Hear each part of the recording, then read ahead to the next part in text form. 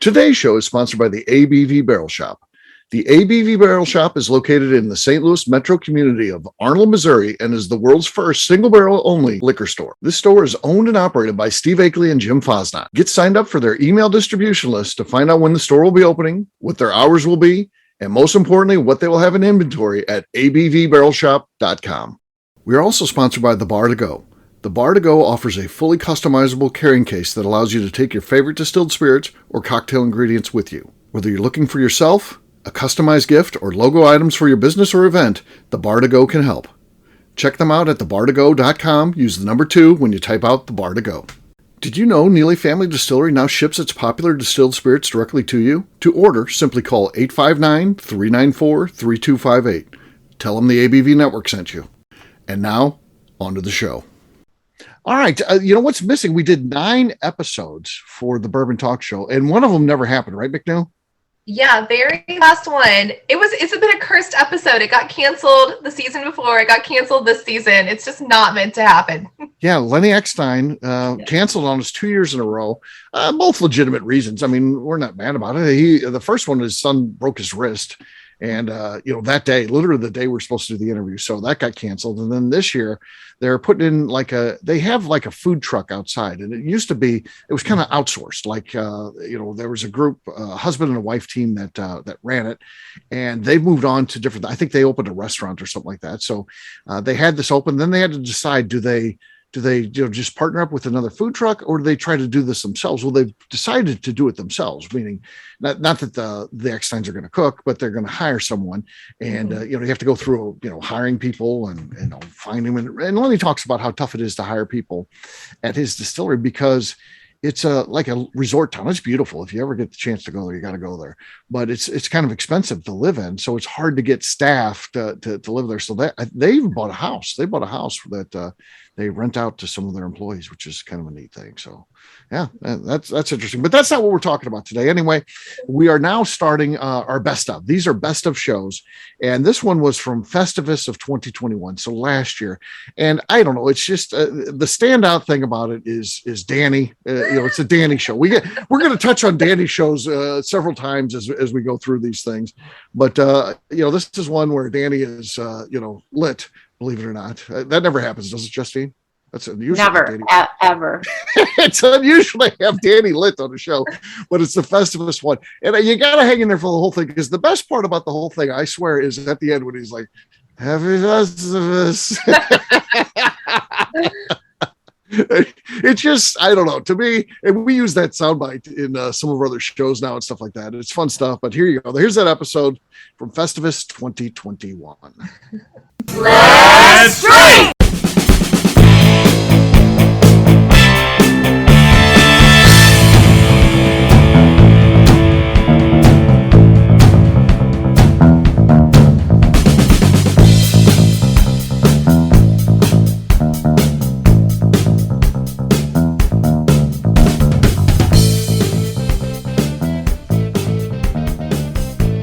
Welcome to the Bourbon Daily, the podcast about everything bourbon. What's the first line there? There isn't a first line. Yes, there Happy is. Festivus. Yes, there is. Oh, well, shit. I'm looking at the wrong show. So who knows when you were getting ready to introduce there? All right, here we go. I don't know. All right, we'll start over. Edit that out. I know you No, won't. this is a mailing it in show. This has to be. All right, take 2. Happy Festivus, and welcome to the Bourbon Daily, the podcast about everything bourbon delivered to you every day of the week. Today on the show, we're going to mail it in for Festivus. My name is McNeil. Please join me in welcoming my co-host, Steve Akeley, with our special guests, Lori Mangum, Jim Fosnot, and Danny Kennard. Hey, gang, what's up? Hello. Hey, happy Festivus. It's a Festivus for the rest of us. Mm-hmm. So, yes. First of 3 days, we're basically taking off. We are still working. These are new shows, but we're just mailing it in. We're not doing any of our bourbon topics. We're not doing bracket challenges or no of the things we normally do, discussions that get very heavy into bourbon. No, we're just talking about whatever we talk about. It happens the next 3 days: Festivus, Christmas Eve, Christmas Day, and I don't know. Sometimes it's fun just to get to know us on a casual basis, and that's kind of what these shows are all about. So, but MacLeod had an official question that goes. I don't know if it goes with the show or just in general, but MacLeod, what do you got? Yeah, so I think one of the best things to come out of last year's still current pandemic was being able to stream new movies at home, right? Because we couldn't go to theaters. Correct. Even when they opened, we didn't want to. So I will pay $20 to watch a movie I want to watch at home because I was going to pay that plus more at a theater for snacks. True. And now a movie I really want to see is in theaters only, and I'm pissed about it. Oh, which one? Were you How guys? long? Because a lot of them are coming out in theaters only, but only for a couple of days, and then they're releasing it. I don't think this one is. So I'm real mad because I'm like, I wanted to watch it. I will pay you $25 if you let me sit on my couch and watch this. But no, it's theaters only, and I'm pretty pissed about it. I love that I could stream new movies at home.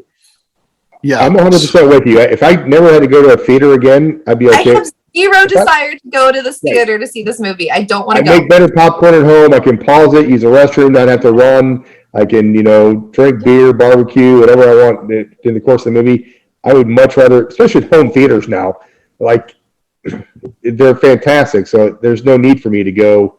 I don't need that experience to sit with a bunch of strangers. I don't like people that much. Yeah, we have a sound bar. I can pet my dog. I can drink bourbon. I don't want to leave. It's better. I agree. Yes. And this whole thing, I mean, even, I don't know, to me, the theater experience was going downhill anyway. I didn't like when, in old theater, they'd have you packed in there and there was this whole energy of the audience. But now there's no like this energy of the audience anymore because now it's just like 40 seats and they're the big recliners. Everybody's laid back. You'll hear someone snoring during the movies and stuff. I just think they've created the home experience at the theater, and I don't think that's what they needed to do. So I just didn't like how it was going anyway. And then they got waiters and waitresses coming in and asking if you want. I don't want any of that. I just want to watch a movie. Yeah. Do you think the pandemic was the demise of theaters? Like, do you think they're going to go away in the next 10, 15 years because I don't the think start of it? Coming back strong. It's not a great experience. I don't want to go. Yeah, I don't. I don't think they're going to go totally away, but I do think they're never coming back to what they were. I do think it's going to be. I actually think that the home theater movies and everything else will go just like the iPod and then to the phones and everything else. So. I don't know what you mean by that, Freddie, but I probably agree with you. movies are going to go. It's going to be like an iPod and then a phone. He's not wrong. You can watch it on your phone. I don't think that's what he meant. Oh, sorry. Just think if Danny gets picked up by like a national show for commentary, just based on that insightfulness, stuff like that right there. Oh my God. Where else could you get something like that? Yeah. I think Danny was being critical. I'm not sure, really. I don't think Danny's being. I think Freddie. Showed up at the show. Right. Yeah. I'll tell you, it's just totally different. I know my daughter streams a lot of stuff, but only because she streams it under our name and it gets charged us. And then my daughter and my wife have to square up. My wife keeps track of all of this and it bills her for all her streaming. Oh my God. Yeah, there's a whole bill that goes back and forth. It gets added up. I see all the stuff coming through because my kid is ordering all these movies and it gets charged to us. And so it's a whole thing. Yeah.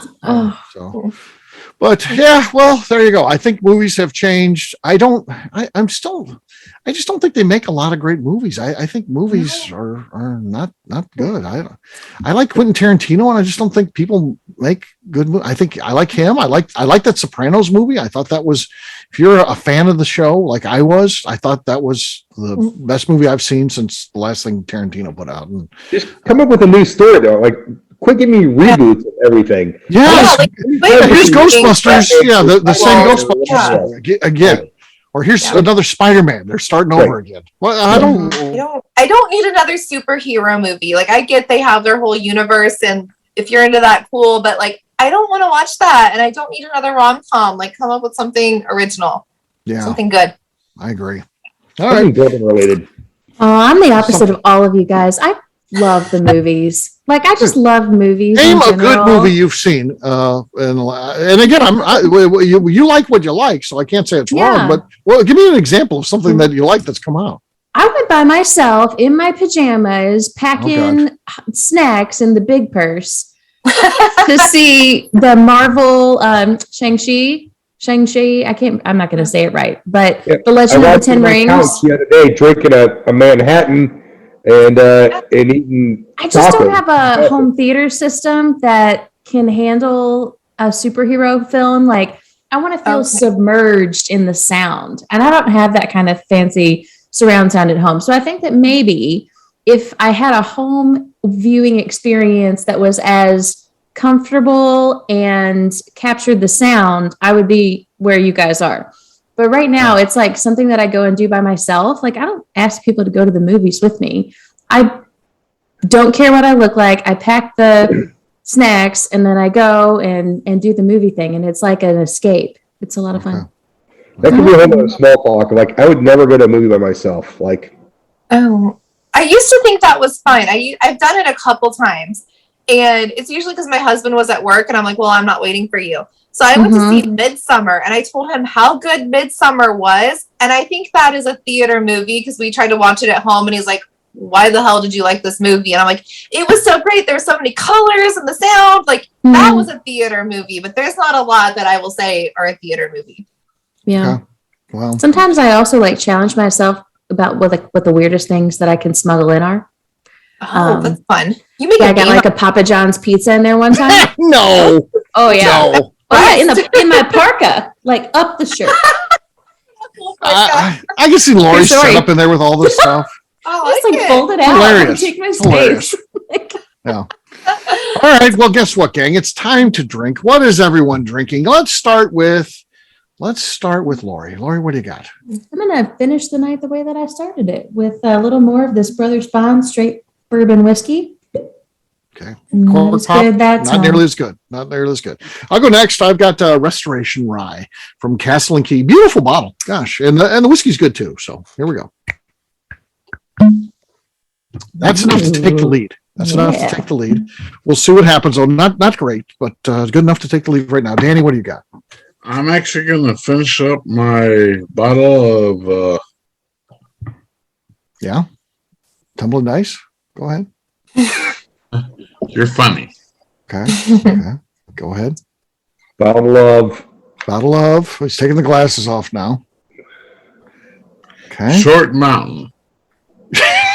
Short Mountain wheat whiskey. Wheat whiskey. Okay. So before he did this, he just finished a whole Glencairn of whatever the hell he had. I don't know what it was. He just shot back a whole Glencairn. I don't know. 6 ounces. There's Freddie Mills. Freddie's here. Nothing. Not much of a pop. Nothing. Short Mountain. I never heard of this. Danny buys the craziest stuff. I'll say that. Danny tries. I never try stuff I've heard of. Yeah. All right, Jim, you're next. What do you got? I'll go with some Bill Seagrass, which a good friend of mine, got me onto, and I really love it. Oh God, yes, that's good stuff. Okay. Ooh. Okay. It's decent, but not good enough. Lori's got the lead. What do you got there, McNeil? I don't think this is going to do much because I've kind of abused it this week. I have the. No, I got the lead. I beat Lori. You got the lead. I was going to say, did I have the lead? No. I got to watch Lori now.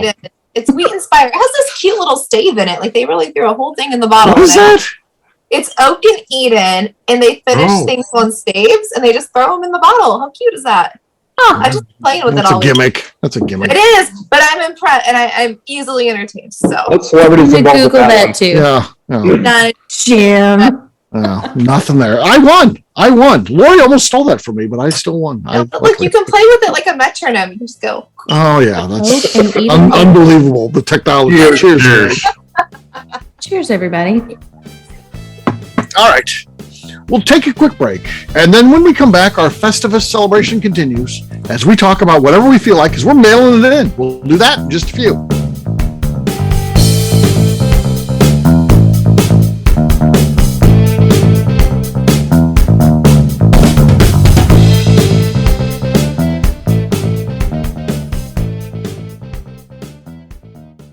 Let's talk about the people who make these shows happen. First up is the ABV Barrel Shop. The ABV Barrel Shop is owned and operated by Steve Akeley and Jim Fosnot in the greater St. Louis area. It is the most unique shopping experience in the world of bourbon, as the ABV Barrel Shop only focuses on single barrels. We aren't open just yet, but our plan is to have the most diverse single barrel offerings from our many friends in the world of bourbon. By signing up for a weekly email, you will know our entire inventory we have on hand. In addition to single barrels, we'll have a tasting bar and a gift shop featuring logo merchandise for both the shop and the ABV network, as well as a full curriculum of bourbon education classes. Additionally, we'll use the gift shop to feature products from our partners in the world of bourbon, companies like Art Eatable Chocolates and Old Man Bay Signs. Head over to ABV Barrel Shop to sign up for our email and text distribution list so you can stay in the know. Hi, this is Steve Akeley, owner of the ABV Network. We're sponsored by the Stave and Thief Society. This is where you, a bourbon enthusiast, can expand your knowledge and emerge a bourbon steward. In 2017, I completed my Executive Bourbon Steward certification. It's the most comprehensive bourbon certification program available and connects you with an expansive network of bourbon enthusiasts and professionals. Check out the full listing of in-person and online certifications and join the society today by enrolling at staveandthief.com. Okay, let's talk about Neely Family Distillery. In 2018, I met Royce Neely at an industry event. He started appearing on our shows, and we became friends during my frequent visits to Kentucky. Today, he's leading the way for young distillers making their mark on the bourbon industry. A visit to Neely Family Distillery combines family history, a look at what makes their products unique, and of course, a tasting through their whiskeys, moonshines, and creams. Check them out at NeelyFamilyDistillery.com and visit them in Sparta, Kentucky.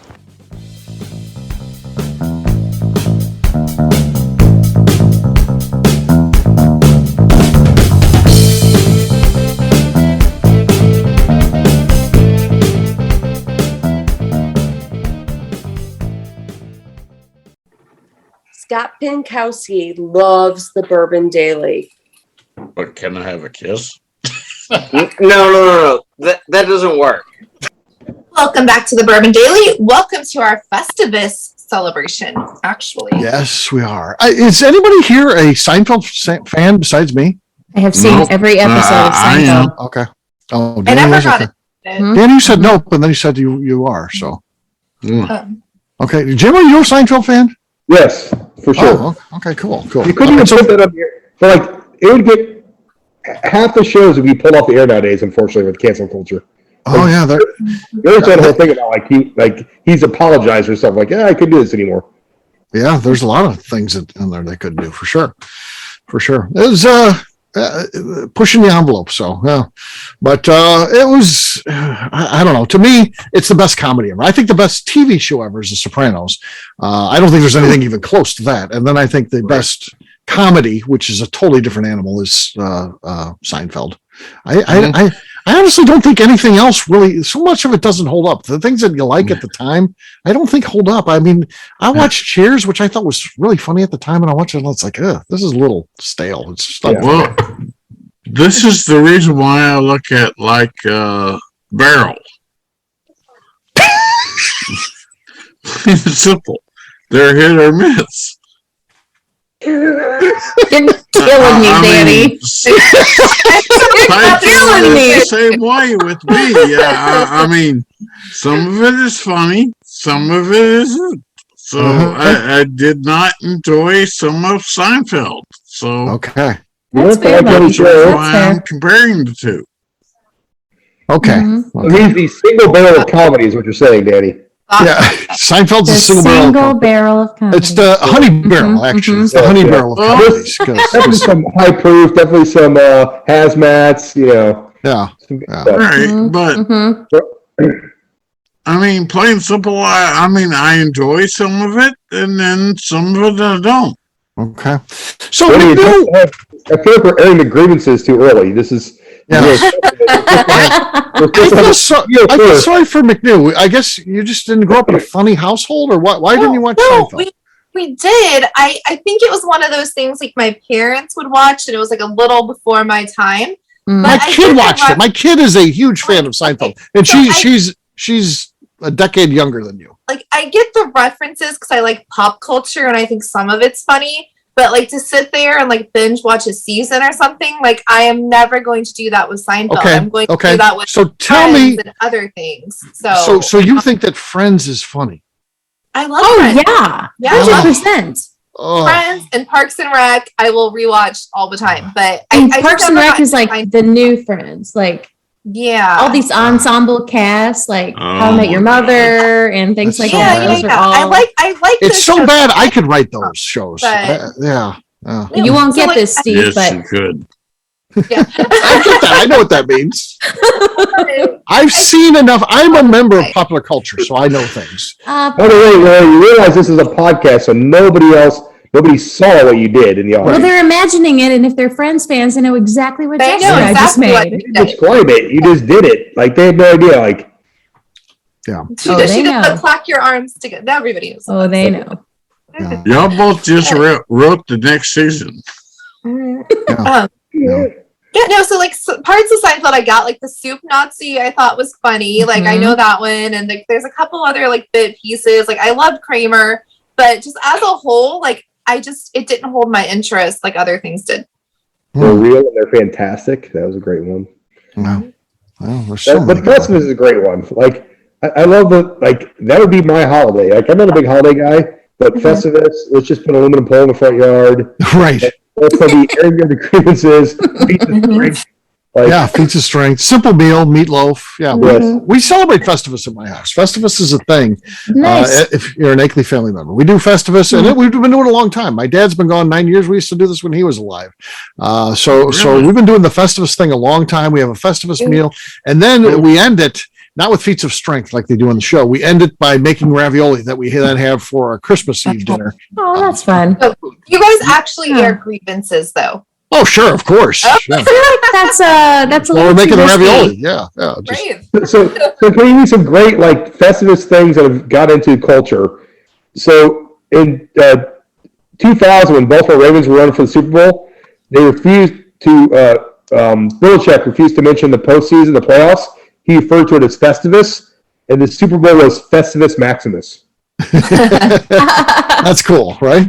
And then Rand Paul, the senator, he does his airing of the grievances on the Festivus to bitch about everything that was spent on, that Congress spent money on the board. And then my favorite is in the Florida State Capitol in 2013 and 14, they made a Festivus pole of beer cans and put it next to the nativity scene to protest separation of church and state. Jim, you straight up did your Festivus research. He did Festivus research there. Yeah. Yeah, the rest of us are mailing it in. Jim's like, fact. Jim went to work. Yeah. Jim's holding this thing together. Yeah. Steve was just going to be like, MacLeod doesn't like Seinfeld, and that's all the show would be. So thank you, Jem, for making it. I'm a giver, MacLeod. It's just disappointing for me with MacLeod doesn't like it. So I just worry about your upbringing. I almost want to turn your parents into what's the watch group that watches over children in the house? They may take them. I'm going to turn them into that. Even though you're over 30, they may take you from your parents. We'll do a wellness check. I had cool parents, so like they let us watch The Simpsons. They kind of just didn't really give a shit what we were watching most of the time. So I'm sure that they watched Seinfeld. I just never really paid attention. I was not allowed to watch any of that stuff. I didn't see any of these shows until I was a grown up and living on my own in another city. I was a very uncensored child. Like my mom let me watch Rocky Horror when I was 11, and we just go to it every year together. I could watch anything too. So oh no, I wasn't allowed to watch any of it. My dad hated scary movies. He wouldn't go, and my mom loved them. And so I was 7 years old, watching Halloween in the theater with my mom because my dad wouldn't go. Like, what? Yeah, so I could watch anything at those, Yeah, and oh no, for a while, Benny Hill at 12. Yeah, my mom worked nights, so my dad was like, "Yeah, you can watch Children of the Corn if you want to." We were 10. If we fall asleep, letting 10-year-olds watch Children of the Corn when we're surrounded by cornfields. And my mom was so damn mad in the morning. Like, she usually didn't care what we watched, but she was like, that was traumatizing to them. She was right. We still haven't rewatched that movie. Yeah. Well, you are like the queen of Halloween now, so I do maybe love that my like mom on subconsciously developed your spookiness. Yeah. Yeah. You just grow up with it. You just get weirder. And I got weirder the older I got. I'm just like, I don't care. I'm just be weird now. It's fine. Yeah. We love you. We accept you. This is a safe When I was a kid, my parents, of course, my sister didn't go on this, but my parents took me to the movie 10. So there was a snow day. The way I remember it, there was a snow day, and my sister said, "I'll just stay at home." And my parents like, "Well, let's go see a funny movie. And this looks funny on the commercials." And what plays into this is my parents are cheap, so once they buy the tickets, they're not going to walk out of anything, even though it's wildly inappropriate for someone my age. A lot of nudity, people having sex and stuff like that. It was Bo Derek. Yeah, Bo Derek. I just Googled it. Watched the whole damn movie, so Yeah. I could not believe it. Stephanie and Lori have no idea what that movie is. Steve, I remember I went to go see some other movie that came out at the same time with a couple of my, 13-year-old buddies, and then we snuck into 10. Right. At the Chesterfield, at the time it was a four-screen cinema at Chesterfield Mall. And we snuck out or whatever, Clash of the Titans or whatever crap we were seeing to go see Bo Derek running topless on the beach. Yeah. Yeah. That was before the internet, when you could just type in, any of that stuff. This was before the internet. Yeah. So it was Yeah, you guys it was had a to little work awkward hard to watch. to see boobs back in the day. What's that? Oh yeah, you had to. You had to work for those. Yes. Yeah. So that was probably the most inappropriate thing I saw as a kid. But again, parents didn't walk out or anything. They're just too cheap. Julie Andrews was in a scandalous film. Yep. I just Googled 10. I'm reading the synopsis on Wikipedia. Oh yeah. I didn't know Julie Andrews ever did anything scandalous. Yeah. Well, Dudley Moore was in that. Yep, Dudley Moore. What a leading man, Dudley Moore. He was like 5'3". Yeah. Oh. That was the first episode of Cultural Appropriation with Bo Derek having her, Oh, was that her with the braids? I know that photo of her. Oh yeah. Yeah. She was big. Yeah. She and Ravel's Bolero plays big into that. So that's the song that she likes to F to, as she says in that movie. Which my eyes got about as big as saucers when she said that. My parents look over at me, and but they just stayed there. I don't know. Yeah. So man. It's you either make a big deal of it or they pretend like nothing's going on. Right. Mm-hmm, mm-hmm. They're just like, if we don't notice, you won't notice. Right. Right. Yeah. They laughed real hard at the to act like it was kid appropriate. They laughed super hard at the things that were appropriate for someone my age. I guess to try to make me remember that. I don't know what they were doing. It was awkward for them, I guess. But I remember there was like this one time when this old lady farts. And she's got this dog. The dog goes running off, and then he says, when she flatulates or whatever, she beats the dog or something. Oh. To blame it on him or something like that. So yeah. It's when you get older though, like the Disney movies, like there are so many like sexual jokes in Disney movies. Yeah. You get as a really kid, are. and we're like, oh, they wrote those for the parents so that they would buy this shit. Yeah. Yeah. When I got divorced, I took my son on vacation. I'm like, let's just go somewhere. So we went to Mexico. And he'd been there before, but he's like 6 or 7. And so this time he's 15. He's learning how to drive and everything else. We go there. And I didn't realize how many topless women there are in Mexico. And I've got my 15-year-old son there. Mhm. I could either pretend like it doesn't exist or I could just throw it out there. So we basically, at the time, we'd be driving, he's playing Slug Bug. So we did a whole game called Slug Boob. And the best part of this is, so there's rules. It's, if they're laid out topless, there's 1 punch. If they're walking topless, it's 2 punches. If they're running topless, it's a 5-star smack to the back. So we're walking down the beach, and this guy's kite surfing. He's doing flips and all kinds of crazy. And my son's just there, just watch this guy flip. And I look up, and there's these 3 women in their prime. And they're walking topless. And so I turn and I punch my son 6 times as hard as I can, and he drops to his knees, and these 3 girls walk by 2 feet from him while he's on his knees topless. He looks at me and goes, "You know what, Dad? There really is no loser in this game." And that's the first story he told my mom when she picked us up from the airport. Oh, perfect, right? She was proud, wasn't she? You didn't have a talk where we're not talking about this when we get back? No, my family isn't that way. Like, Okay. we're good. Okay, yeah. It was funny. Danny came conscious twice during that story, so he's just drifting in and out of consciousness. Your story is very funny, Jim, but we were not always laughing at you. I know, you're right. I know. Danny interrupted right in the middle of it. Thanks, Danny. No, I think that's a great parenting story, Jim. Like- you just don't make it awkward. You're just like, it is what it is. You're 15. I know what you're thinking. Like, Mhm. what? I mean, the worst father or the best father, depending on your perspective. Like, I mean, are you a horrible person for doing that, or? What happened? Don't make him feel weird about it. It's fine. It's fine. My nephew just turned 1, and I don't plan on having kids of my own, so I've started this little savings account. I'll do it for any future siblings he may have, but I'm putting like a little bit of money aside regularly, and when he turns 18, I'm going to say, "Where do you want to go?" Literally pick anywhere you want to go, and I will take you. So like if that's Amsterdam and we're turning it up, we're going to turn it up in Amsterdam when he's 18. If it's like really chill, and then we'll be really chill. But like wherever he wants to go, we're doing it. And it's like what happens stays there. And I will not tell your dad. Oh, you have to be the I cool love man. it. Yeah, you're the best dad ever. That's awesome. Yeah, That that's was good pretty good. parenting. So there you go. We've lost a member. Danny's out. No. He's like, no. No, his head's down, but yeah. That, Well, Danny, we'll wrap this one up as we always do by talking about where people can find us. Danny, where can people find you? You can find me at Denny at Facebook. He's the only Danny on Facebook. Yep. Danny on Facebook. Find him, guys. just search Danny. You'll find him. There you go. Yeah. All right. Lori, how about you? Where can people find you? You guys can find me on Instagram or Facebook at Spirited Curves. Yeah. Danny listens to the show at work with his buddy Zach in the van. So yeah, it'll be he'll enjoy hearing so Danny much at his best. shit for this. Yeah. On the bright side, Danny's off tomorrow. Yeah, it's true. Oh. All right, Jim, how about you? Where can people find you? You can find me on Facebook at Jim Fawcett or on Instagram at FazJim, FAZZJIM. All right, McNew. I'm on Instagram at McNew ABV.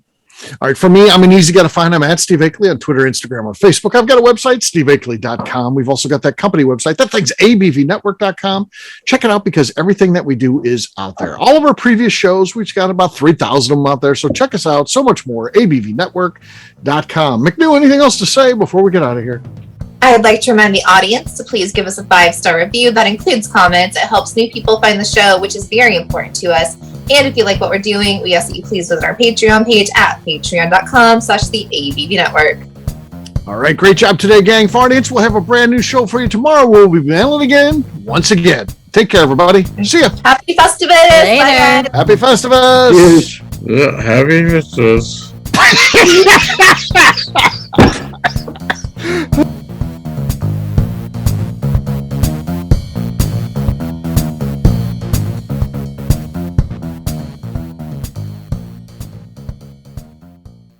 Before we finish the show, let's chat for a moment about Moonshine Still Pro. Moonshine Still Pro has a full line of products to help the home distiller. Whether you just want to experiment on a small scale on the stove in your kitchen or try your hand at a bigger setup in the backyard, Moonshine Still Pro can help. They have different still offerings as well as accessories and even grains from Goldstone Mill to help you make whiskey on par with what you get from your favorite distillery. They can even assist with a DIY still project by supplying some of the parts you can't make yourself. Check them out at moonshinestillpro.com. At the ABV Network, we're lucky enough to have some great friends. Amongst those friends is the Goldstein family, owners of Goldstone Mill. Goldstone Mill is a full-service mill offering a variety of heritage and heirloom grains. Their unique approach of working with mills around the country allows them to offer you affordable shipping opportunities to meet the unique needs of your distillery or brewery. They will consult with you to ensure the grains you are selecting meets the unique flavor profiles you are looking for. If you are a home brewer or distiller and you're looking for the grains that your local distillery or brewery uses, Goldstone Mill is the place to look. Check them out on the web at goldstonemill.com, Call them at 217-254-6613 or shoot them an email at hello@goldstonemill.com. The Bourbon Daily is part of the ABV Network. For more information or to become a sponsor, please visit abvnetwork.com. Thanks for listening and cheers. This has been a Steve Akeley production.